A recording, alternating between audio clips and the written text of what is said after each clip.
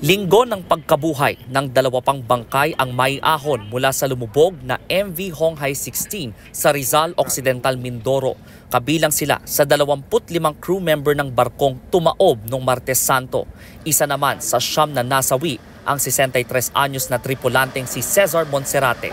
Ayon sa kanyang misis, plano na sanang magretiro ng kanyang mister pero hindi na pala siya makakauwi pa ng buhay. 14 namang nakaligtas ang pansamantalang kinukupkop ng otoridad.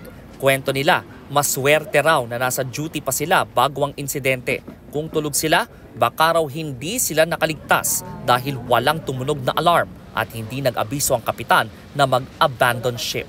Tumatagilid po talaga yun pag nagkakara po kami. Pero hindi naman ganong tagilid kaya parang nasanay na po kami na pag tumagalid, okay lang. Pero nung sobra na po yung tagilid, parang kinabahan na po kami. Tuloy-tuloy ang search and rescue operation.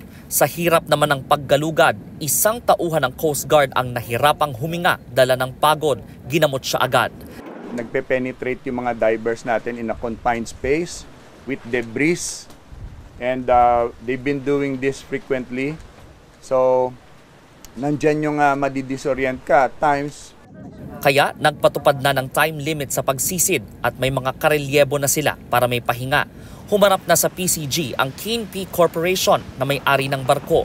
Target daw nitong maialis ang barko ngayong linggo. Naghanap na sila ng salvor company na accredited na Philippine Coast Guard, sir, para as soon as possible, sir, may immediate actions na salvage natin yung barko. Nagsalita rin ang Blue Max Corporation na may-ari naman ng lupang dinedredge ng MV Honghai 16. Suspendido muna ang operasyon ng kumpanya habang nilulutas ang insidente. Susunod daw ang Blue Max sa utos ng Kapitolyo pero naniniwala itong mas dapat managot ang Keen Peak. Sang-ayon dyan si Gov. Paalis na kasi sila nung tumaob yung barko na yan. So tao nila yon, liable sila talaga dapat yan. Sila dapat ang managot sa lahat na yan. Responsibility na nung may-ari ng barko, lahat ng mga nangyari doon na namatayan, kung ano bang perwisyong ginawa noon. Kung mayroong nagkaroon ng oil spill, halimbawa, silang habulin pa rin natin.